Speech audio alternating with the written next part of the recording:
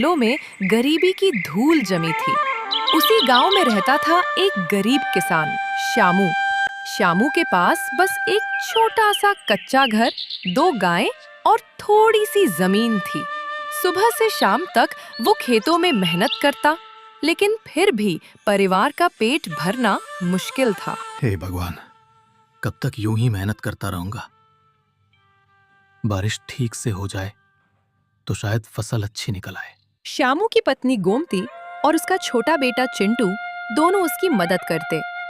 जीवन कठिन था, पर परिवार में प्यार की कोई कमी नहीं थी। एक दिन शामू खेत की ओर जा रहा था कि अचानक उसे झाड़ियों में कुछ हिलता दिखा। वो पास गया तो देखा एक मोर जमीन पर पड़ा था।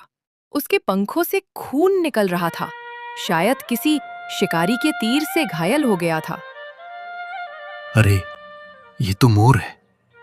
इतना सुंदर, पर बेचारा दर्द से तड़प रहा है। शामू ने बिना सोचे उस मोर को अपनी गोद में उठा लिया। वो उसे घर ले आया और गोमती से कहा, गोमती, जरा कुछ पट्टी ले आ। ये मोर घायल है, इसे बचाना होगा। गोमती ने जल्दी से पुराने कपड़े की पट्टी बनाई और दोनों ने मिलकर मोर के पंख पर दवा लगाई। चिंटू मोर को देखकर खुश हो गया। पिताजी, ये तो बहुत सुंदर है। ये अब हमारे घर में रहेगा ना? नहीं बेटा, जैसे ही ये ठीक हो जाएगा हम इसे आजाद कर देंगे। ये तो भगवान का पक्षी है, खुले आसमान में ही अच्छा लगता है।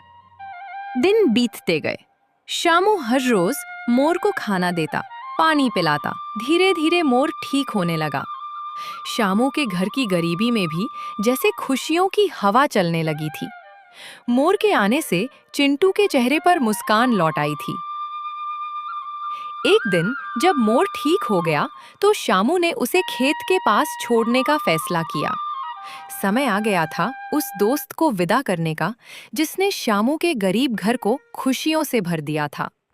शामू का मन भी उदास था, पर वो जानता था कि एक पक्षी का सच्चा घर खुला आसमान ही होता है। जा मेरे दोस्त, तेरी जगह आसमान में है, तू आजाद है। और याद रखना, जब भी तुझे हमारी जरूरत हो हम यहीं मिलेंगे।